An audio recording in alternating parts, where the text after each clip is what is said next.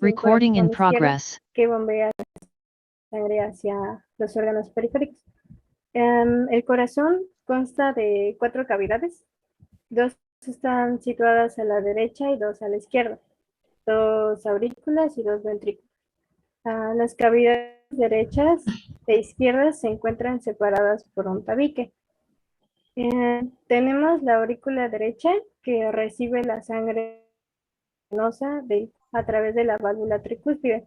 La sangre pasa al ventrículo derecho y a través de la válvula pulmonar llega a su vez a la arteria pulmonar de los pulmones. El ventrículo derecho ¿En es dónde una cavidad están? alargada. Perdóname, ¿en dónde está la válvula tricúspide? Es la que separa la aurícula derecha del ventrículo derecho. Ok. Ahorita lo iba a explicar ok. igualmente. Sí, el ventrículo derecho es una cavidad alargada de paredes gruesas que forma la cara anterior del corazón. El ventrículo derecho es la cámara de bombeo que envía sangre pobre en oxígeno a los pulmones. También tenemos la aurícula izquierda que recibe la sangre oxigenada desde los pulmones por 4 venas pulmonares. La sangre pasa al ventrículo a través de la válvula mitral y del ventrículo a la arteria aorta a través de la válvula aórtica. Aórtica. Ajá.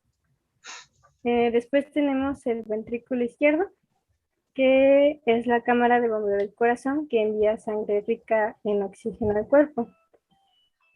Las aurículas están separadas de los ventrículos a través de las válvulas auriculoventriculares. Tenemos lo que es la válvula tricúspide, que separa la aurícula derecha del ventrículo derecho, y la válvula mitral, que separa la aurícula izquierda del ventrículo izquierdo.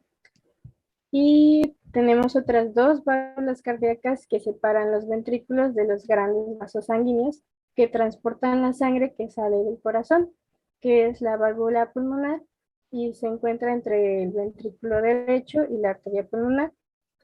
Y esta se encarga de transportar sangre hacia los pulmones. Y tenemos la válvula aorta, que se encuentra entre el ventrículo izquierdo y la arteria aorta, que se Es la encarga válvula aórtica. Válvula aórtica. perdón. Se encuentra entre el ventrículo izquierdo y la arteria aórtica y que se encarga de transportar sangre de esto del cuerpo. La siguiente, por favor. Bueno, las capas del corazón son los tejidos que conforman la pared de este órgano y se dividen en endocardio, miocardio y pericardio. El pericardio está formado por una doble membrana que actúa como un saco que está envolviendo el corazón. Impide que el corazón se desplace de su posición en el mediastino. Además, permite la libertad para que el corazón se pueda contraer. Consta de 2 partes principales, que es el pericardio fibroso y el seroso. El pericardio fibroso es el más externo y es un saco de tejido conjuntivo, fibroso, duro y no elástico. Mientras que el pericardio seroso es interno y es una fina membrana formada por 2 capas. Que la capa más interna es la visceral o epicardio, que está adherida al miocardio. Y la capa más externa es la parietal, que se fusiona con el pericardio fibroso. También la otra capa es el miocardio, que también se le denomina musculatura cardíaca. Es la parte intermedia de las capas del corazón. Está encargado de impulsar la sangre por el cuerpo mediante su contracción. Y la otra capa, que es más interna, es el endocardio, y es una membrana fina y lisa que reviste internamente las cámaras del corazón y las válvulas cardíacas. Su función es proveer a las cavidades cardíacas de una superficie lisa por la cual la sangre se pueda deslizar adecuadamente. El corazón posee vascularización propia a través de las arterias y venas coronarias. Las arterias coronarias son las que llevan sangre oxigenada al miocardio o músculo cardíaco y nacen en la aorta. Y las venas coronarias llevan la sangre que es pobre en oxígeno desde el miocardio hacia la aurícula derecha.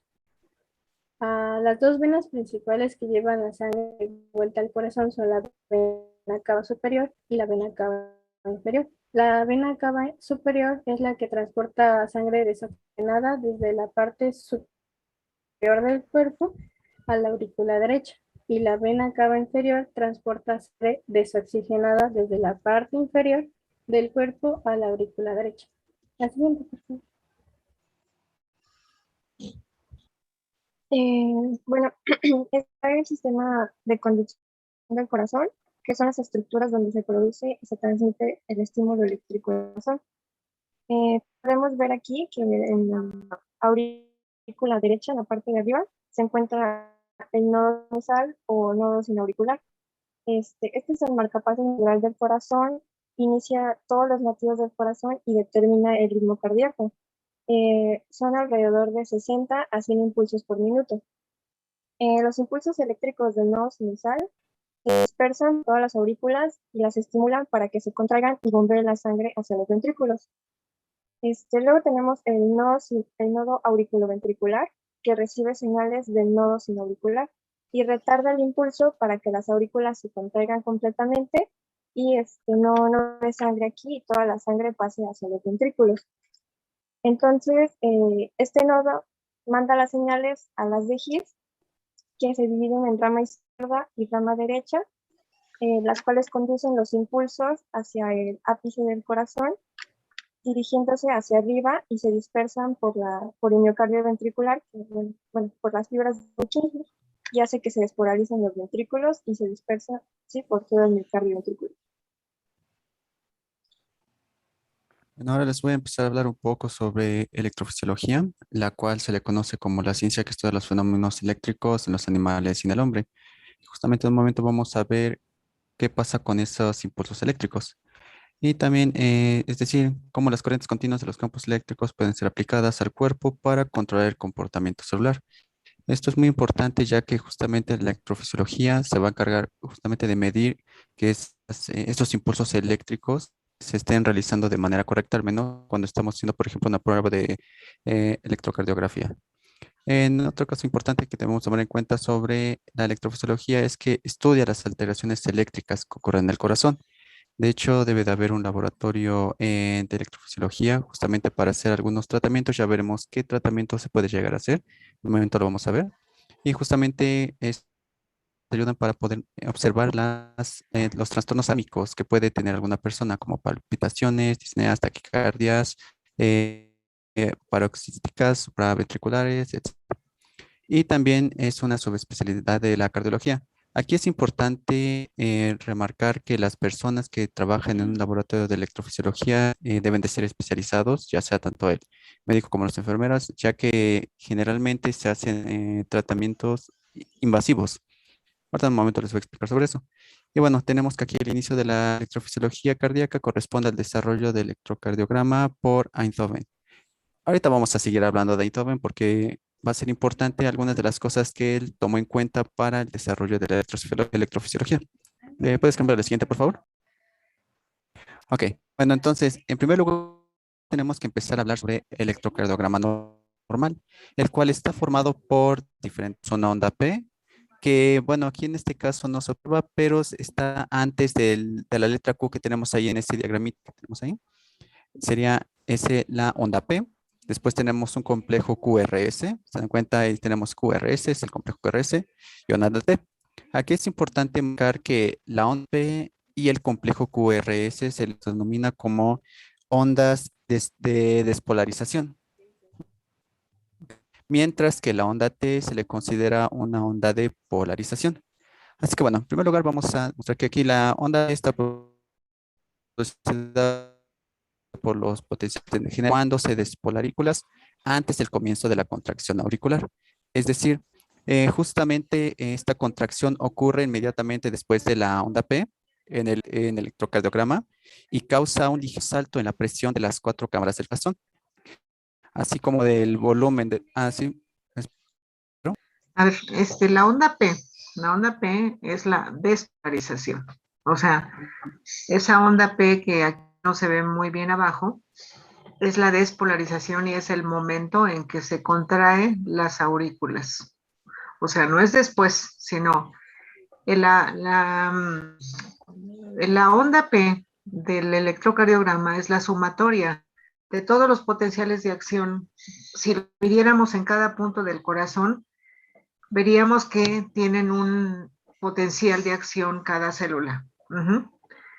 Sin embargo, si hacemos una sumatoria, que es la integral, justamente lo que vemos es una onda P, es la sumatoria de todos los potenciales de acción en la aurícula. Entonces, despolarización quiere decir contracción. Es cuando las aurículas se contraen para pasar la sangre hacia el ventrículo derecho y hacia el ventrículo izquierdo. Claro que uno lleva la sangre venosa, como ya lo explicó tu compañera, y la otra, la sangre arterial. Pero la onda P es el proceso de despolarización de las aurículas, ¿de acuerdo? Sí. Ok. Ok, perfecto. Y perdón, la otra. Y el complejo QRS, lo dijiste, también es la despolarización de los ventrículos. Ese complejo QRS es el momento en que los ventrículos se contraen para bombear la sangre. Sí, sí, Y muchas gracias. aquí hay un proceso de repolarización, la onda T. ¿Quién se repolariza? ¿A qué corresponde la onda T? ¿La repolarización de quién? Los ventrículos. Sí, en el músculo ¿Perdón? ventricular. En el músculo ventricular. De los ventrículos, de los dos ventrículos, ¿sí? ¿Y dónde está la repolarización auricular? La repolarización auricular es cuando se relaja las aurículas para recibir nuevamente sangre. Entonces, ¿dónde está ese proceso de repolarización? ¿Alguien sabe? Se supone que el complejo QRS es tan potente que oculta, ¿no? Ok, exactamente. O sea, no se ve un potencial como este, sino que está inmerso en el complejo QRS. O sea, en tiempo, aquí es la contracción y luego aquí viene la relajación. Pero obviamente como la masa de los ventrículos es mayor, por eso es que se puede ver o se identifica como el complejo QRS la despolarización ventricular, ¿sí? Y esta es la repolarización ventricular. Aquí no se ve en esta imagen, pero aquí estaría la onda P. Aquí estaría la onda P del siguiente complejo, ¿sí? Justamente, y también como, ¿De acuerdo? sí, Ok. también justamente mencionar eso que no sé quién tenga su micrófono prendido. Es que, a ver, alguien tiene por ahí su micrófono prendido. Yo creo que ya quedó. Bueno, entonces sí, justamente como usted mencionaba, ese proceso de repolarización muy corto dura de 0.25 a 0.35 segundos. Justamente sí es un proceso muy rápido. Genera así en el complejo QRS. Y sí, finalmente tenemos que aquí la onda T está producida por los potenciales que se generan cuando los ventrículos se recuperan del estado de despolarización, justamente lo que usted comentaba. Es decir, nuevamente cuando es la onda de repolarización, justamente antes de que nuevamente empiece a bombear la sangre a las cámaras del corazón. Es que, bueno, ¿puedes pasar la siguiente, por favor? Bueno, y aquí en este caso tenemos solamente para mostrar un contraste entre un proceso no invasivo, que en este caso, por ejemplo, son las derivaciones electrocardiográficas, al proceso invasivo que vamos a ver en un momento. Tenemos las tres derivaciones que se basan en el triángulo de Einthoven, justamente de la persona que anteriormente expliqué, que fue realmente el precursor de la electrofisiología. Que bueno, tal vez si se acuerdan, en fisiología 2 checamos que, bueno, checamos este tipo de derivaciones, en donde tenemos la derivación 1, en donde tenemos que la terminal negativa va en el brazo derecho, que, bueno, en este caso, el brazo derecho es el que tiene la carga de menos 0.2 milivolts, mientras que el terminal positivo va en el brazo izquierdo, que es el que tiene la carga del 0.3. Y justamente si nos basamos en el triángulo de Einthoven, pues bueno, tenemos que la carga que tenemos de 0.3 milivolts va a ser positiva, mientras que del menos 0.2 milivolts se va a multiplicar por el menos según el triángulo de Einthoven, por eso la carga vamos a tener de 0.5 milivolts. Y bueno, si vemos estas diferentes derivaciones, podemos observar que, bueno, se nos va a basar en la ley de Einthoven, en donde dice que la derivación 1 más la derivación 3 va a ser igual a la derivación 2.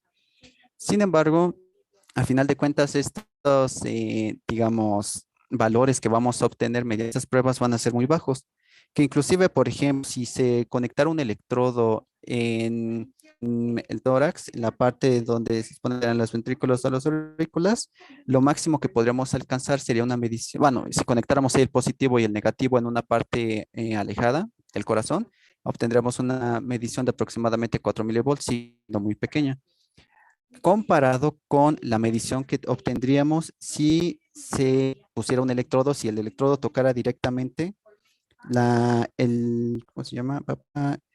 La membrana del músculo cardíaco, porque en ese caso sería aproximadamente de 110 milímetros. ¿Y cómo podemos llegar a esto? Pues necesariamente necesitamos hacer una prueba invasiva. Justamente es una de las pruebas que se realiza con el laboratorio de electrofisiología. ¿Puedes pasar a la siguiente, por favor? Justamente aquí tenemos uno de los estudios electrofisiológicos en donde, como les dije, son pruebas invasivas, las cuales se deben de realizar después de dar una anestesia local al paciente. En este caso, lo primero es que se debe insertar un catéter, el cual va a estar conectado a electrodo de monitorización eléctrica, las cuales van a tener que atravesar un vaso sanguíneo. Generalmente esto se va a realizar ya sea en el cuello o en la ingle, y este electrodo debe de extenderse hasta el corazón. Una vez que llega al corazón, se debe de provocar eventos de arritmia. Y esto nos va a servir justamente para observar en qué parte del corazón, sí, en qué parte del corazón se está realizando se obtiene una medición diferente a la que se tendría que obtener, y lo cual nos demostrará en dónde hay una falla, lo cual puede prevenir eh, que una persona tenga un ataque fulminante del corazón, inclusive puede ayudar a las personas que llegan a necesitar un marcapasos. Así que bueno, justamente el punto es eso, localizar zonas del corazón que producen los impulsos eléctricos anormales. También uno de los propósitos de estas pruebas es evaluar la efectividad de ciertas medicaciones en el control del trastorno del ritmo del corazón, es decir, ver si de verdad se están realizando avances en la medicación de un paciente, y también al final de cuentas predecir el riesgo de evento cardíaco futuro. Para hacer estos estudios electrofisiológicos se necesita generalmente un laboratorio de cateterización. En un momento vamos a hablar cuando hablemos de las diferentes cosas que tenemos para poder estudiar todas las cuestiones relacionadas a la electrofisiología. Así que bueno, es turno de mi compañera. Ok, bueno, ahora les voy a hablar del ciclo cardíaco. El ciclo cardíaco es la secuencia de datos que ocurre y se repite con cada latido cardíaco. Se divide en sístole y diástole, que la sístole es la contracción y la diástole es la relajación. Ambas son ventricular. Del punto 7 y punto 9 segundos. Tenemos que la sístole se divide en sístole auricular y sístole ventricular. La sístole ventricular se divide en dos, que es sístole auricular y sístole ventricular. Ay, perdón, la que se divide en dos es la sístole ventricular, que es la contracción isovolumétrica y la eyección. Y la diástole se divide en relajación isovolumétrica y llenado. Podemos ver en la imagen que los que están de color rosa son los de la diástole y los cuadritos azules son de la sístole. Las fases forman un ciclo, por lo tanto podemos comenzar a estudiar desde cualquier punto. En este caso yo les voy a empezar a explicar desde el llenado para que sea un poquito más fácil. Y bueno, se llama llenado porque aquí es en donde se van a llenar los ventrículos. Para que los ventrículos se llenen de la sangre, para que los ventrículos se llenen, la sangre proviene de las aurículas. Se llena aproximadamente el 70% de los ventrículos y hay un llenado rápido y lento. En estos dos tipos de llenados también se llaman diástasis. Y para que la sangre pueda ser pueda pasar de aurícula a ventrículo, las válvulas de aurículo ventricular deben estar abiertas y las válvulas sigmoideas se deben de encontrar cerradas. Bueno, y para esto hay que recordar que los ruidos van de mayor a menor presión, por lo que la presión de las aurículas es mayor que la presión de los ventrículos. En cuanto a la presión del ventrículo, las áreas, como apenas están llenando, su presión es menor y las arterias tienen una presión mayor. Después pasamos a la sístole auricular. Se llama así porque se contrae en las aurículas para que la sangre termine de pasar a los ventrículos. Aquí se llena el otro 30% de sangre que restaba y también es llenado activo. En algunos libros la parte de llenado y sístole auricular los juntan y nada más hacen 4 fases.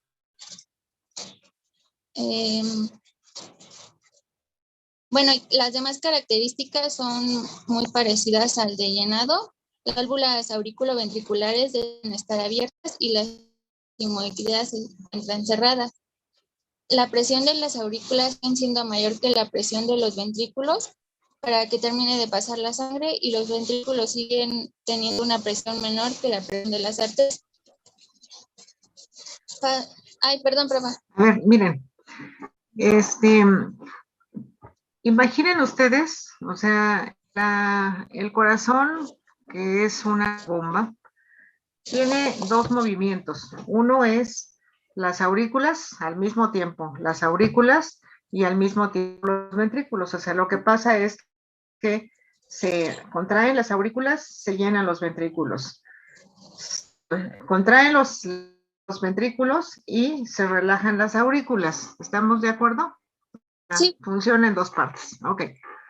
Obviamente, en el momento en que hay un paso de la sangre de las aurículas a los ventrículos, se dice que la presión es mayor. ¿Por qué? Porque se contrae. Tiene que contraerse para lograr abrir la válvula, las válvulas, ¿no? Tanto la tricuspidia como la mitral. Esas válvulas son válvulas solo en una dirección, son unidireccionales, ¿sí? Son unas válvulas check. Únicamente permiten el paso de aurícula a ventrículo, ¿sí? Cuando la válvula falla o la válvula tiene fugas, entonces eso ya es una enfermedad, pues ya es una alteración y eso es complicado.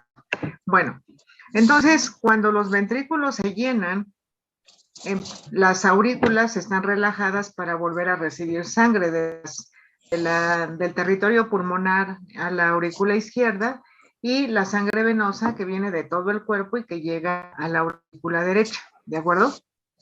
Entonces hace esto así y así, ¿no? Digamos, cuando tú dices la presión es mayor en las aurículas que los ventrículos, es una presión mayor porque hay una contracción en las aurículas. Sin embargo, esto no tiene que ver con lo que es la presión arterial. Ese es otro capítulo, ¿de acuerdo? Sí. Ok, a ver, sigamos.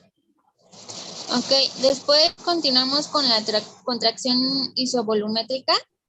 Aquí es en donde la sangre se encuentra en los ventrículos y tenemos aproximadamente 120 mililitros, que es también llamado volumen telediastólico. Y aquí las válvulas auricoventriculares se encuentran cerradas, ya que cuando la sangre pasa de un lugar a otro tiende a regresar, es por eso que se cierra para evitar que se regrese la sangre. Y bueno, cuando las válvulas se cierran, producen un sonido que es el primer ruido cardíaco. Las válvulas sigmoideas siguen cerradas, la presión de las aurículas y los ventrículos ahora cambia. Y como el ventrículo ahora está lleno, ahora tiene una mayor presión de los ventrículos. Tiene una mayor presión que las aurículas y la presión de los ventrículos sigue teniendo la presión menor que la presión de las arterias. Y bueno, en este momento es en donde se empiezan a contraer. Se empiezan a contraer el ventrículo, se contrae, hasta que empieza a aumentar la presión, tanto que supera las presiones de las arterias, de la arteria pulmonar y la arteria aorta. Al superarse estas presiones, las válvulas sigmoideas se abren y es decir, hay una contracción de ventrículos. Después nos vamos a la eyección, donde ya tenemos que las válvulas sigmoideas están abiertas y sale la sangre de los ventrículos por las arterias y sale aproximadamente 70 milímetros de sangre, que es llamado el volumen sistólico o volumen de eyección. Las válvulas auriculoventriculares se encuentran cerradas y las aurículas siguen teniendo una presión menor que los ventrículos, y aquí cambia la presión de los ventrículos con las arterias, ya que aumenta la presión de los ventrículos para superar la presión de las arterias. Y finalmente tenemos la relajación isovolumétrica, en donde aquí la sangre acaba de salir por las arterias para evitar que se regrese, por lo tanto las válvulas sigmoideas se cierran y producen el segundo ruido cardíaco. Las válvulas auriculoventriculares se encuentran cerradas, la sangre empieza a regresar a las aurículas a través de las venas, pero las aurículas también siguen teniendo la presión menor que los ventrículos y va aumentando la presión. Los ventrículos ahora tienen una presión menor que las arterias, pero ahora el ventrículo está casi vacío. Y aquí el volumen del ventrículo es telisistólico y es aproximadamente 50 mililitros. Y bueno, finalmente las aurículas terminan de llenarse, aumenta su presión, superan la presión de los ventrículos y hacen que las válvulas auriculoventriculares estén cerradas y se abra la sangre. No, se abran las Se abren válvulas. las válvulas, sí, perdón, a los ventrículos para que la sangre de los ventrículos y se repite otra vez el ciclo. Empezamos con el llenado y pues otra vez así sucesivamente. Bueno, muy bien. Es un poco complicado así, pero bueno, espero que tus compañeros lo hayan captado. Ok, síguele. Siguiente, por favor. Bueno, el aparato circulatorio, también conocido como aparato cardiovascular, es un sistema que, ¿perdón? Sistema cardiovascular. Sí, no sé si se escucha bien porque... Sí, lo que pasa es que el aparato circulatorio o sistema cardiovascular, ¿no? Ajá. Ajá. Sí, exacto. Este sistema es encargado de un transporte interno que utilizan los seres vivos para mover dentro de su organismo elementos nutritivos, oxígeno, dióxido de carbono, hormonas, otras sustancias. Bueno, el sistema está constituido por la sangre, un conjunto de conductos que son los vasos sanguíneos y una bomba impulsora que es el corazón. Ya abordamos lo que es la parte del corazón, ahora vamos a mencionar lo correspondiente a los vasos sanguíneos. Los vasos sanguíneos no es otra cosa que las arterias, arteriolas, capilares, vénulas y venas. Las arterias son los conductos que transportan la sangre oxigenada desde el corazón hacia los tejidos. Las características de las arterias es que son fuertes, flexibles y elásticas. Y es justo esta última característica que le permite contraerse cuando el corazón se relaja entre latidos y así mantener la presión arterial. Para el caso de las arteriolas, son conductos más estrechos. Es el resultado de las ramificaciones de las arterias y permiten conectarse con los capilares. Las arterias y las arteriolas poseen paredes musculares cuyo diámetro puede ajustarse con el fin de aumentar o disminuir el flujo de sangre que va hacia una zona determinada del cuerpo o un tejido determinado. Después siguen los capilares. Estos son vasos minúsculos, muy pequeños, con paredes extremadamente finas. Actúan como un puente entre las arterias y las venas. Por un lado, las paredes son delgadas, lo que permite el paso del oxígeno y las sustancias nutritivas de la sangre hacia los tejidos o hacia donde sea requerido. Y del otro lado se pasan los desechos de que son la parte de los tejidos hacia la sangre. ¿Cuáles son los desechos? En este caso puede ser el dióxido de carbono cuando Bióxido de carbono. cuando se hace intercambio Esencialmente gaseoso. es el dióxido de carbono. Ajá. Bueno, después están las vénulas, que son conductos estrechos que recogen la sangre de los capilares, como lo había mencionado, y a través de una ramificación forman una vena de mayor tamaño. Y por último, las venas, que son conductos que transportan la sangre, para tomarlo de referencia, poca oxigenada en dirección hacia el corazón. Una característica es de que tiene paredes mucho más delgadas que las arterias. Las venas pueden ensancharse o dilatarse a medida que aumenta la cantidad de sangre que transportan. Hay algunas venas, en especial las que se encuentran en las piernas, que tienen válvulas con la finalidad de evitar que la sangre fluya hacia atrás, tal como se muestra en la imagen. En este caso vemos la vena de color azul y tiene la válvula que evita que la sangre se regrese. La siguiente, por favor. Bueno, la circulación sanguínea se realiza en un circuito cerrado y desde el punto de vista anatómico puede dividirse en dos: el circuito mayor, o también conocido como circuito sistémico, o el circuito menor o pulmonar. Con respecto al circuito mayor, este se encarga de transportar la sangre oxigenada a través de las arterias desde el corazón hacia los tejidos. En cuanto al circuito menor o pulmonar, transporta sangre desoxigenada mediante las arterias desde el corazón hasta los pulmones y devuelve sangre oxigenada a través de las venas otra vez hacia el corazón. En este último circuito, si se pueden dar cuenta, hay una paradoja, porque se tiene el concepto anatómico que en los vasos que se originan o que salen del corazón son las arterias, se denominan las arterias, y todos los vasos que llegan al corazón son venas. Visto de otra forma, con respecto al oxígeno, se establece que las arterias transportan la sangre oxigenada, mientras que las venas transportan la sangre poco oxigenada. Sí, nada más exactamente. En la salida hay una vena que se llama arteria, y esa es la arteria pulmonar, ¿no?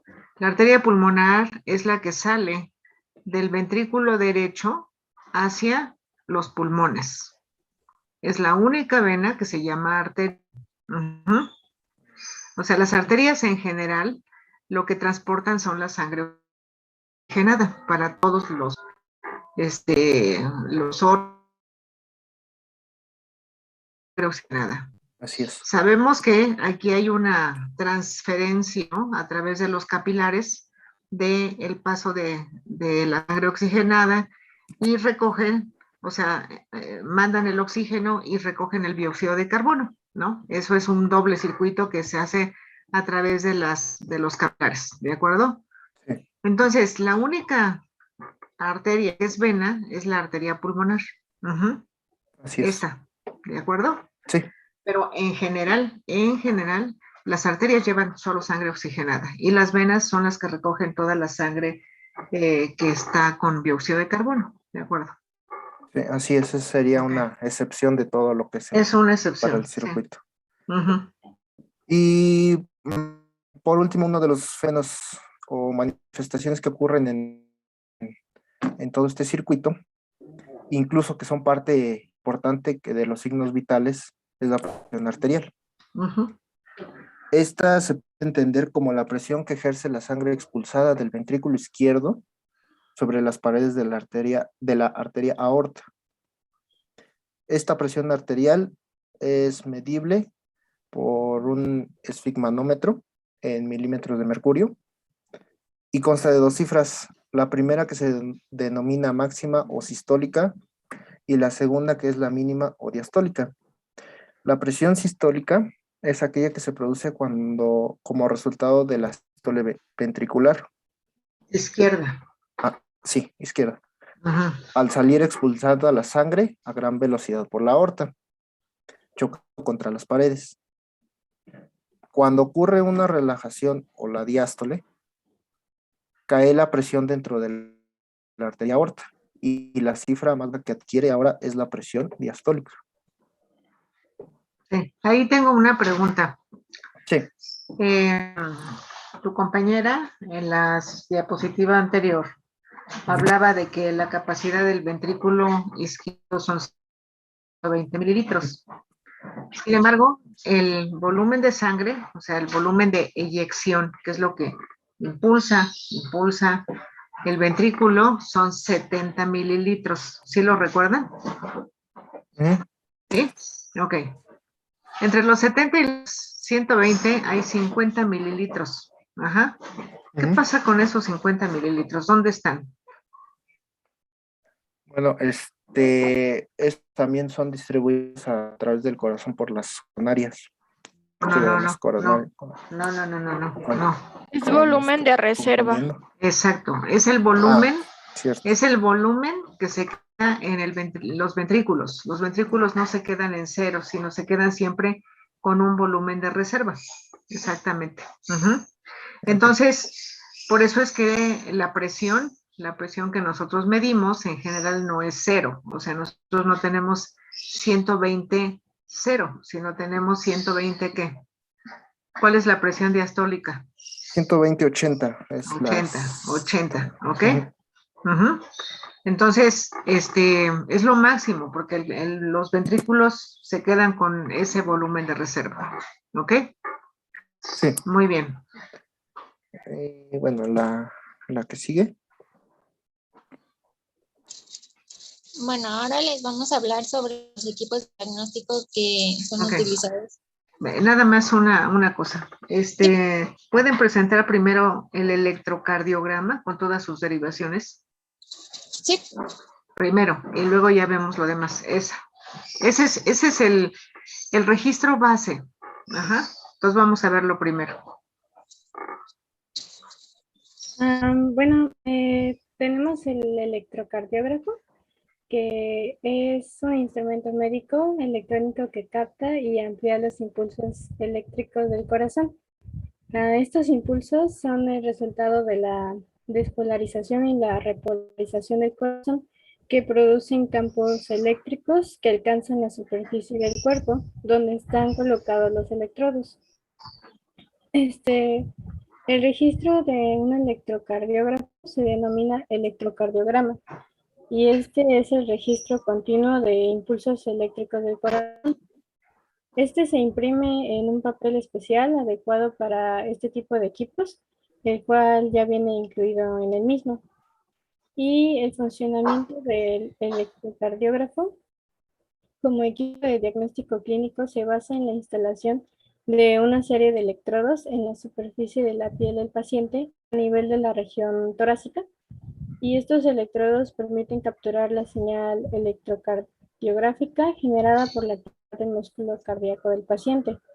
Estos llevan un gel autoadhesivo cuya composición favorece la transmisión de las pequeñas corrientes eléctricas desde la piel al electrocardiógrafo.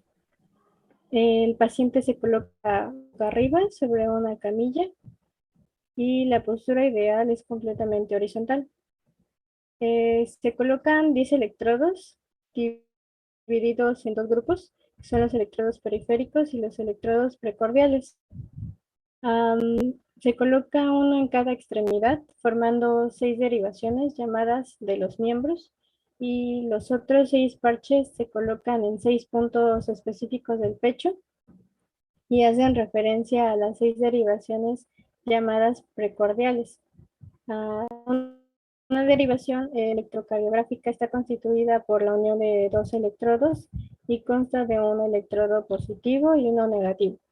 De esta forma es posible conseguir un total de 12 derivaciones y cuando se realiza un electrocardiograma es imprescindible conocer con rigurosidad la ubicación de ellos en el paciente porque un cambio de localización de estos podría provocar desde alguna variación en la morfología del complejo QRS o hasta graves errores de diagnóstico. La que sigue, por favor. Y bueno, las señales fisiológicas que detectan es la orientación del corazón en el tórax, la masa del músculo cardíaco, algunas alteraciones del ritmo cardíaco, alteraciones en la conducción auriculoventricular, presencia de datos de infarto de miocardio o cualquier daño del corazón, o efectos de fármacos o dispositivos utilizados para controlar el corazón, como un marcapasos. Y las aplicaciones, tenemos aplicaciones clínicas, sería una de ellas la cardiopatía isquémica, o también llamada enfermedad coronaria, que esta se produce cuando las arterias que suministran sangre al músculo del corazón se obstruyen de manera parcial o completa, por lo que no le llega el flujo sanguíneo.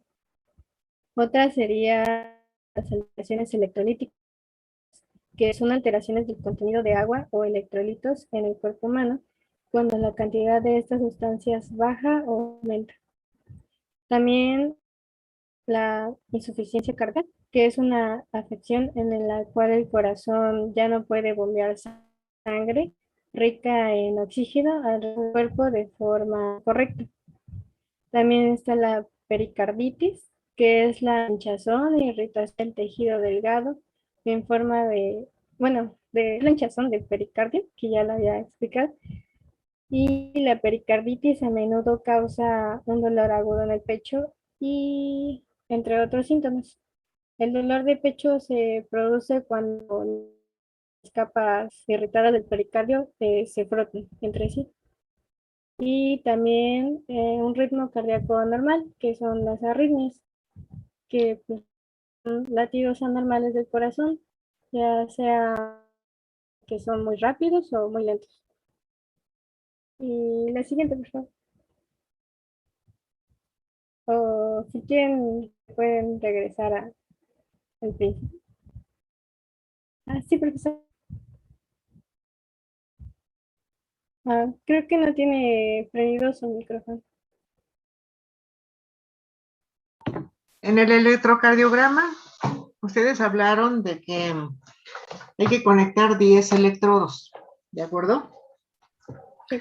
Esos 10 electrodos, 4 son periféricos. Esto quiere decir uno en cada extremidad. Y los otros 6, que son los que se ven aquí, que son en el tórax en una cierta acomodo. Ese acomodo, ustedes deben de saber en dónde se deben de colocar. Porque aunque ustedes no van a hacer la toma de electros en el hospital, sí deben de saber cómo se colocan para ver que se tome un registro correcto, ¿de acuerdo? Sí. Bueno, ¿cuántas derivaciones vamos a obtener? Aquí dice que se obtienen 12 derivaciones. ¿Te acuerdas cómo se llaman esas 12 derivaciones? Creo que están en las diapositivas de... ¿Verdad? Allí están. No, aquí están 3. O sea, derivación 1, 2 y 3. La derivación 1 es la medición entre el brazo derecho y el brazo izquierdo.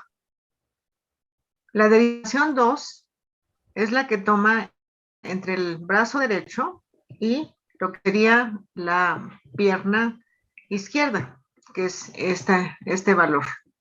Y la derivación 3 es la que se toma del brazo derecho y la pierna derecha, ¿de acuerdo? Perdón, brazo izquierdo, pierna derecha. ¿Para qué sirve esto? Bueno, si nosotros hacemos una medición aquí, es como si estamos viendo, si nosotros nos paráramos arriba y vemos esta parte de arriba del corazón, algunas estructuras del corazón.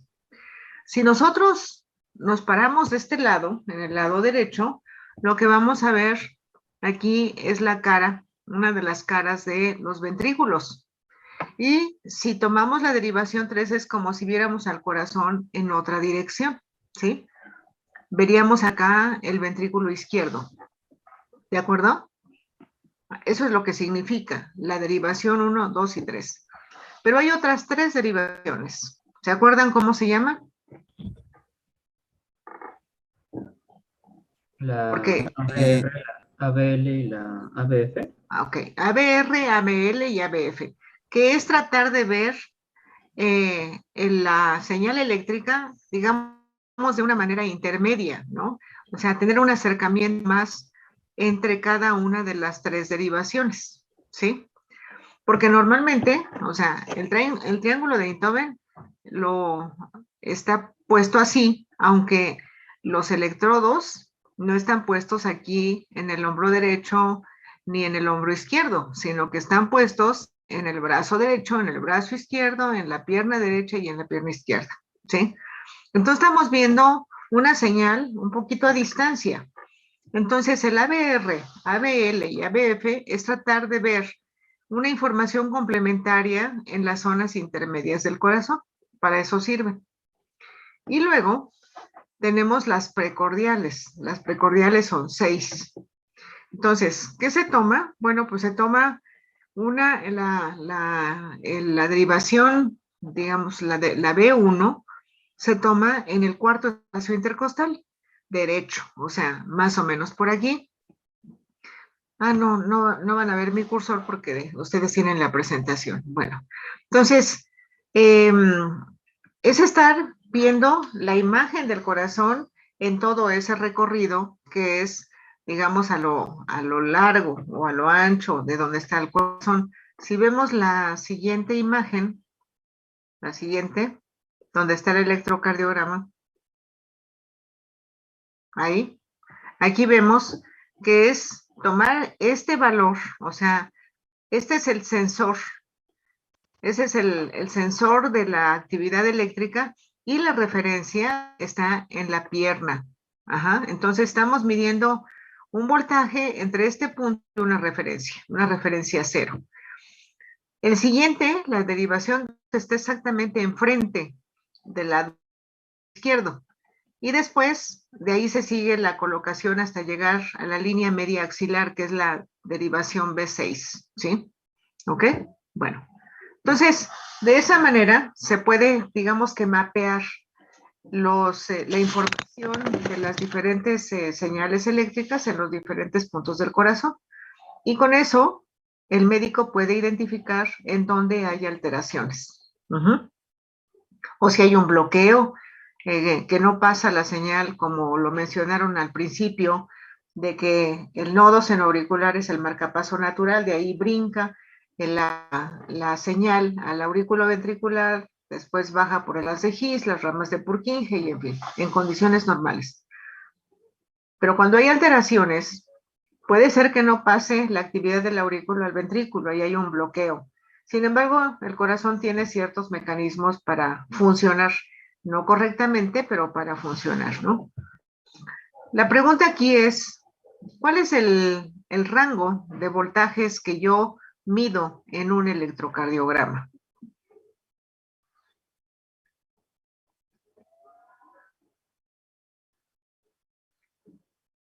¿Cuáles son los voltajes que yo tengo ahí en ese registro? La otra, se dice que nosotros tenemos una frecuencia entre cuánto y cuánto, de manera normal, en condiciones normales. ¿Cuál es la frecuencia cardíaca?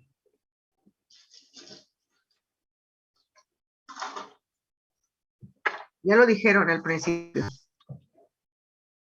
¿Cuál es la frecuencia cardíaca que ustedes manejan? Ustedes. Entre 60 o 100 latidos por minuto. Ok, entre 60 y 100, ¿no? Se dice que entre 60 y 100 es la frecuencia normal. Si fuera 60, quiere decir que en un minuto, en un segundo, tenemos un ciclo cardíaco. En un segundo tiene que aparecer esta onda P, el complejo QRS, la onda T y este periodo en donde nuevamente empieza el ciclo cardíaco. O sea que todo esto se debe de llegar en un segundo. De ahí los tiempos de cada uno de los procesos, ¿no? De despolarización, repolarización, despolarización, repolarización. ¿De acuerdo? ¿Sí? Entonces, necesitamos saber nosotros cuál es el rango de voltajes. Ya por ahí en la explicación de la electrofisiología se dijo cuáles son los rangos de voltaje, ¿se acuerdan?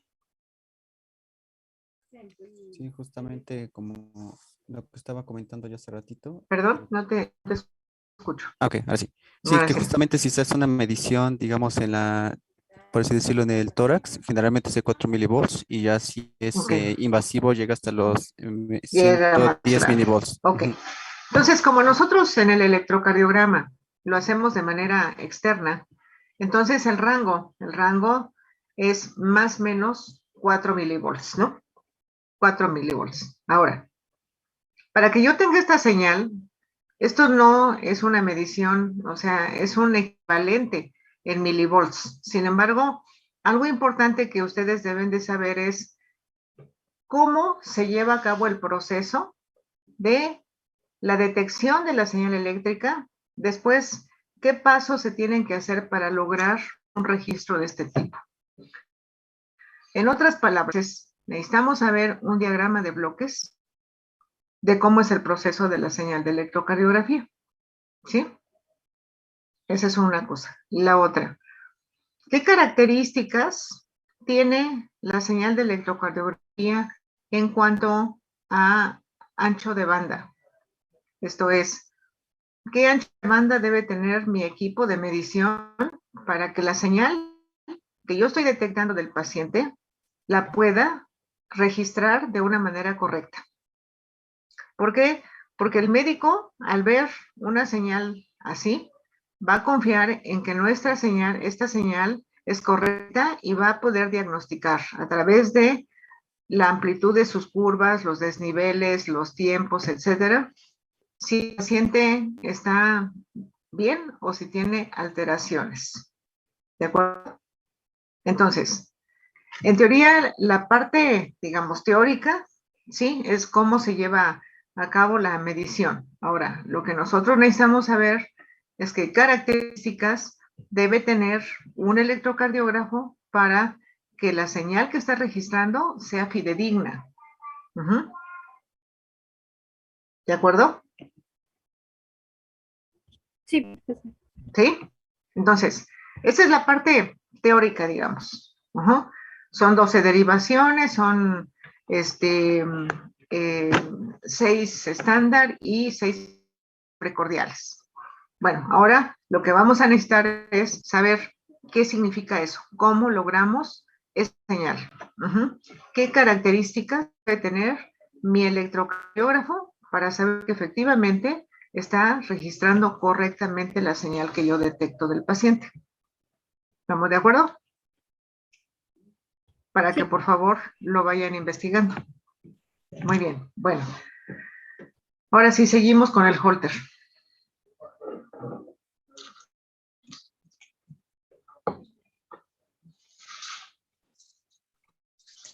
Ok. Este equipo médico recoge y almacena el electrocardiograma para conocer la actividad del corazón durante 24 y 48 horas de forma ambulatoria. Es decir, el paciente puede trasladarse con este equipo, hacer sus actividades normales y después regresa con el médico. Y aquí es en donde se recoge toda la información para poder ver el electrocardiograma, todo lo que se registró y pues así dar.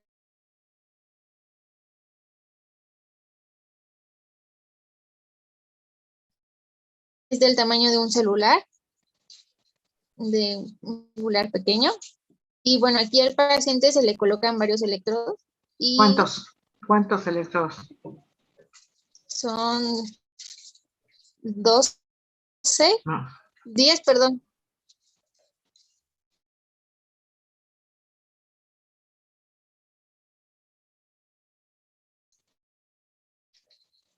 Son 5.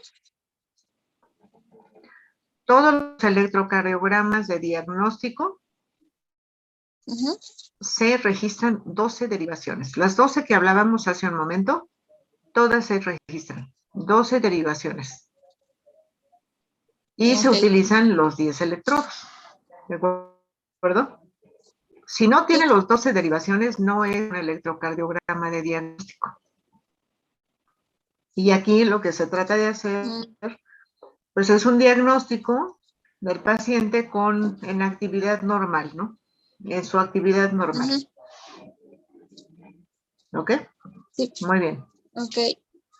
Bueno, aquí el dispositivo se conecta a un ordenador donde se descargan todos los datos recogidos, se procesan y se tiene la información. A ver, ¿qué es un ordenador? Perdóname. ¿Qué es un ordenador? Como una computadora en donde... ¿Es como o es una computadora? Es una Ok, computadora. entonces, cuando ustedes investiguen cosas así, digo, evidentemente que esto, el ordenador lo dicen mucho los españoles. O sea, esto debe de ser alguna información que encontraron de España. Entonces, es una computadora en la cual debe tener un software de análisis, ¿de acuerdo? No me digan textual, sino más bien ustedes intégrenlo y preséntenlo. Ok. Y bueno, puede detectar taquicardia auricular, que es la afección en las cavidades superiores del corazón cuando laten muy rápido. Taquicardia ventricular, que son la afectación en las cavidades inferiores del corazón cuando laten muy ¿A rápido. qué le llamaríamos taquicardia? ¿A partir de cuánto es una taquicardia? Mayor de 100 latidos por minuto. ¿Mande? Mayor de 100 latidos por minuto. Mayor de 100 latidos por minuto. Ok. ¿Y cómo se llama cuando la frecuencia es menor de los 60 latidos por minuto? Bradicardia. Bradicardia.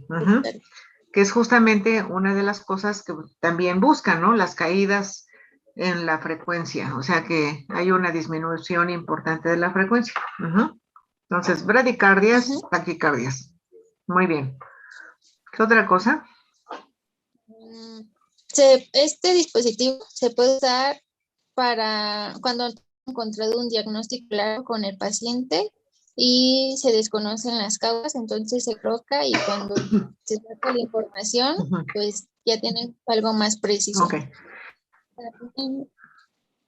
Al tomar un medicamento nuevo para el corazón, para ver los efectos que tiene. Pacientes con arritmias, que es la falta de regularidad o alteración de la frecuencia de los latidos del corazón. Ok. Ahora. Taquicardia. No, no, está bien. Sí. Taquicardias, ya sea, bueno, taquicardias y bradicardias, que ya sea por frecuencia cardíaca lenta o rápida. O rápida, ajá. Y problemas del ritmo cardíaco, que serían las palpitaciones, o síncope, que serían los desmayos o pérdida de conciencia. ¿Qué es las palpitaciones? Ese movimiento involuntario, rápido y repetido del corazón. En este caso sería del corazón, que es lo que nos interesa a nosotros. Bueno, la palpitación es una sensación, ¿no? O sea, el paciente dice, siento palpitaciones, siento como que me late pues el corazón, ¿no? Lo que necesitan saber es esa manifestación que tiene el paciente, qué es lo que está pasando con el corazón. O sea, ¿por qué sucede eso? Y con frecuencia puede ser latidos fuera de ritmo. Esto es una sístole adicional a lo que es el ritmo cardíaco y eso se llaman extrasístoles. Es cuando el paciente siente así como que de repente como esa palpitación, eso es lo que dice el paciente. Y lo que tratan de ver aquí es qué pasa con esa alteración del ritmo. Porque está habiendo contracciones fuera del ritmo. La otra es cuando dicen no hay un diagnóstico concreto, es porque cuando el paciente va a ver al médico, y le dice, oiga, doctor, es que fíjese que de repente yo siento así como una sensación de angustia, como que me palpita el corazón aquí en el cuello, ¿no? O de repente, me mareo y me puedo caer, que puede ser el síncope. Ujú. Claro que cuando está con el médico no se marea ni se cae, ni tampoco siente la arritmia. Ujú. Sí. Entonces, cuando el médico dice, bueno, pues entonces tenemos que poner un holter para identificar en qué momento se presenta. Y a veces se presenta y a veces no se presenta, pero como quiera que sea, es un monitoreo de toda la frecuencia cardíaca, de toda la señal durante 24 horas o 48 horas. O sea, no es de 24 o 48, es 24 o 48. Si en 24 horas el paciente no presenta lo que él dice que le pasa, pues a lo mejor se lo tienen que poner por 48 horas para tratar de identificar cuándo se presenta esa alteración. ¿Sí? Eso es lo que significa. ¿De acuerdo? Sí. Ok. El siguiente, por favor. Bueno, el siguiente equipo médico que vamos a ver es el esfigmomanómetro. Este es un equipo auxiliar de diagnóstico empleado para la medición no invasiva o indirecta de la presión arterial. Este equipo está constituido por el brazalete, que es la envolvable que se ajusta al brazo del paciente y de una bomba de aire o tubo que conecta ambas partes. Después tenemos las vías. Aparte une al brazalete con la bombilla y las vías del manómetro. Después tenemos la bombilla insufladora. Al momento de inflar se ajusta el brazalete del paciente y así desarrolla la oclusión del flujo sanguíneo. Después tenemos el manómetro. Puede ser mercurio o aneroide, que es el que ya casi todos usamos, el de mercurio ya casi no. En mide la presión de aire aplicada y calcula la presión sanguínea. Y finalmente tenemos la perilla o válvula regular, que es encargado de insuflar el aire al sistema neumático del brazalete, haciendo que infle y presione el brazo del paciente. Aparte de todas estas partes que les dije, también se usa el estetoscopio, pero ese más adelante se los vamos a explicar. Vamos viendo. Ustedes cuando tuvieron la materia de fisiología, ¿hicieron pruebas con el esfigmomanómetro en el laboratorio? ¿No? ¿O sí? Virtual. No, profesor. Me tocó en línea. ¿Mandé? Sí, me tocó en línea. A ver, el brazalete, pues lo que hace es rodear el brazo, ¿no? O sea, el brazo arriba del codo. Ok. Este manómetro se utiliza para dos cosas. Uno es para insuflar el brazalete para que logre presionar el brazo y que no permita el paso de sangre. Ese es el objetivo. Entonces, por ejemplo, si ustedes tienen una presión sistólica de 120 más o menos, entonces la insuflación de este brazalete tiene que ser arriba de esos 120, 130 digamos, ¿no? De esa manera, el flujo sanguíneo se va a inhibir. Ajá. Posteriormente, ya que está arriba, empiezan a abrir esta perilla o válvula reguladora, abrirle lentamente. ¿Para qué? Para que cuando se equilibren las presiones entre lo que es el brazalete y la presión sanguínea, la que viene de la aorta, entonces va a empezar a ver el primer sonido. O sea, en el momento en que rebasa la presión de la arteria contra la presión del brazalete y entonces empieza a oír los latidos cardíacos, ¿no? Entonces, cuando se deja de escuchar es cuando ya ahí es la presión mínima y el brazalete ya se está desinflando, ¿sí? Desafortunadamente, bueno, ahorita no lo podemos hacer ahí en el laboratorio, Pero sí es importante que ustedes entiendan cómo es el funcionamiento, porque este es a lo mejor el equipo más básico de la medicina, pero es uno de los más importantes. Entonces, digo, está este que es con este manómetro aneroide. Efectivamente, los mercurio ya no se utilizan por riesgo de lo del mercurio, pero este equipo así de pequeño es importante que tenga una calibración adecuada. Porque lo primero que pasa cuando ustedes van al médico, no importa para qué vayan, lo primero que les toman son los signos vitales. ¿Cuáles son los signos vitales? La presión arterial, la otra, frecuencia cardíaca, y bueno, hoy la saturación de oxígeno, ¿no? Pero en principio, presión arterial y frecuencia cardíaca son dos parámetros básicos para poder identificar cómo está en ese momento la persona, ¿de acuerdo? Sí. ¿Ok? Bueno, muy bien. A ver. Ok, bueno, este equipo detecta la presión sistólica y diastólica, que la presión sistólica debe ir del rango de 100 a 120 milímetros de mercurio y la diastólica de 60 a 80 milímetros de mercurio. ¿Alguna de las aplicaciones va a hablar, profa? No. No, perdón. No. ¿Alguna de las aplicaciones es para diagnosticar algún problema funcional del paciente? Y la otra es realizar la curva para ver cómo se comporta la presión arterial del paciente.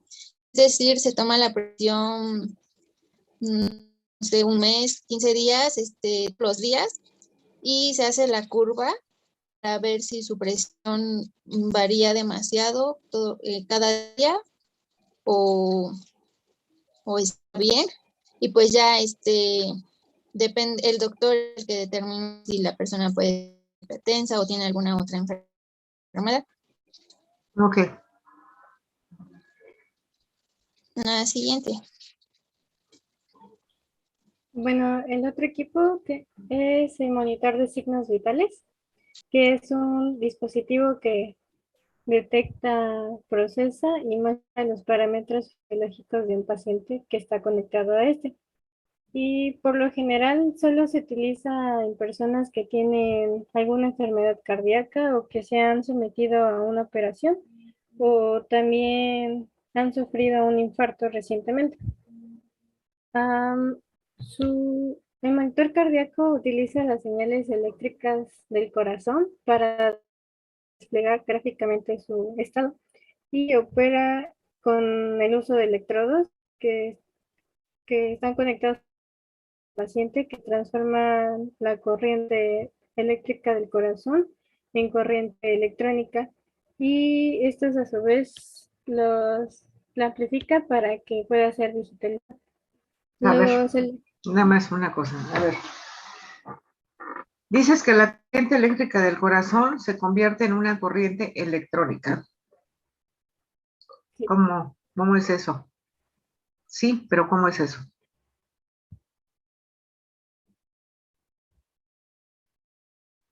No sé.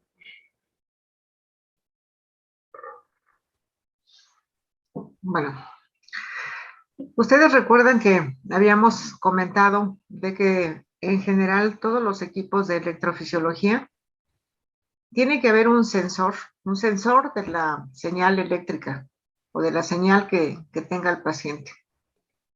En este caso es señal eléctrica del corazón. Esa señal eléctrica, ¿cómo la captamos? ¿Cómo la capturamos? ¿A través de qué? De los electrodos. ¿De los qué? Electrodos. De los electrodos, ¿ok? Bueno, a partir de ahí de los electrodos, se detecta la señal eléctrica y esto va a pasar a todo un procesamiento. ¿Para qué? Pues para que podamos verla en un monitor como este o en un registro como el electrocardiograma. ¿De acuerdo? Ok. Es importante saber qué tipo de electrodos son los que debemos utilizar para las señales bioeléctricas. Ujú. Porque el metal es un electrodo metálico, lo que tiene. Pero hay que saber de qué metal es el que debemos utilizar para que la señal no se nos distorsione, sino que se registre de una manera correcta. Entonces, quiero que por favor averigüen qué material es el que deben tener estos electrodos para el registro de la actividad eléctrica del corazón. ¿De acuerdo? Metales pueden ser muchos. Puede ser plata, puede ser oro, puede ser alguna aleación. En fin, hay diferentes y cada uno tiene un comportamiento diferente. Si ustedes se van al capítulo del Webster de electrodos, ahí van a encontrar las características de los diferentes tipos de electrodos que se utilizan para señales bioeléctricas y cuáles son los recomendables para este tipo de registros. ¿De acuerdo? No todos los metales son buenos para registrar señales bioeléctricas. Ok. Entonces, aquí tenemos un monitor. ¿Qué estamos registrando aquí? ¿Pudieran identificar?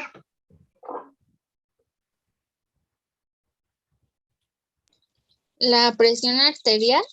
La presión arterial. La frecuencia de respiración. Pues, ¿cuál es la frecuencia respiratoria? ¿Cuál es la frecuencia respiratoria de nosotros? De 12 a 18 respiraciones por Ok, minuto. 12 a 18 respiraciones. Ok. ¿Cuál es la señal cardíaca? La de frecuencia cardíaca que ustedes ven ahí en el monitor. ¿Cuál es? ¿La de arriba o la del medio? La de arriba, ¿no? No sé, ustedes digan. Yo la de arriba no le veo ninguna señal parecida al electrocardiograma. Es la de color verde. La del medio, ajá. Ah, es la del medio, ¿ok? Entonces, aquí dice que son 95 latidos por minuto, ¿de acuerdo? Y la de arriba tiene la misma, o sea, la misma frecuencia, lo cual quiere decir pudiera ser que la respiración no es. ¿La saturación de oxígeno? Pudiera ser la saturación de oxígeno, exactamente, la saturación de oxígeno, pues es igual, con cada latido mide la saturación de oxígeno. No me parece que fuera, no se nota muy bien la presión arterial, pero pudiera ser la presión arterial, que yo creo que no, es hasta por aquí abajo. Tiene 164/86. Es una persona que tiene hipertensión. Tiene buena saturación y tiene una frecuencia alta. Esta es una frecuencia, digo, está dentro del rango normal, pero es alta. Y aparentemente este monitor está en un área quirúrgica. Aquí se ve en los campos quirúrgicos, ¿no? Bueno, muy bien. Ok. Ahora, para las señales de monitoreo, ¿se utilizan los electrodos o cuántos electrodos se utilizan? 10. Los 10 electrodos. Perdón, no se utilizan los 10. Los 10 electrodos son para un electro de diagnóstico. Y aquí lo que dice, este es un cambio importante, es monitoreo. O sea, es un monitoreo de mayor duración, que pudiera ser en un procedimiento quirúrgico, por ejemplo. Entonces, las señales de monitoreo tienen características diferentes de lo que son las características de un equipo para diagnóstico. Aquí no van a diagnosticar. Aquí van a ver que la frecuencia se mantenga, que no tenga cambios importantes. ¿Por qué? Bueno, porque es un procedimiento quirúrgico y por medicamentos o por el procedimiento pueden cambiar. Entonces, esta es una vigilancia, pero aquí no hacen diagnóstico. Aquí ven las señales más gruesas, ¿no? Imagínense que el paciente aquí en el quirófano pues, tenga 12 electrodos y aparte todo lo que necesitan, pues es una complicación. Entonces, para monitoreo, no se usan más de 5 electrodos. Y la mayor, o sea, lo más frecuente es que sean solo 3 electrodos. ¿Por qué? Porque se necesita monitorear una o dos derivaciones nada más. Y obviamente un monitor tiene características diferentes en como equipo de lo que es un electrocardiógrafo de diagnóstico. ¿Estamos de acuerdo? Muy bien. Nos va a faltar, ya son las 8 y bueno, me disculpa. Mañana continuamos con esto. ¿De acuerdo? Entonces, por favor, búsquense lo que es el diagrama de bloques de la señal del electrocardiógrafo y la de monitor, por favor. Sí, profesora. ¿De Profesora, acuerdo? Ok. Muy bien, muchas gracias. disculpe, Sí, había mencionado un libro, Webster, para el Webster de instrumentación. Ok, Webster gracias. de instrumentación, hay un capítulo que es de electrodos.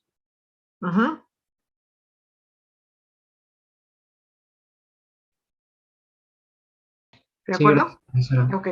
Bueno, muy bien. Nos vemos entonces mañana. Hasta mañana, profe. Hasta Hasta mañana. mañana, mañana. gracias. Mañana.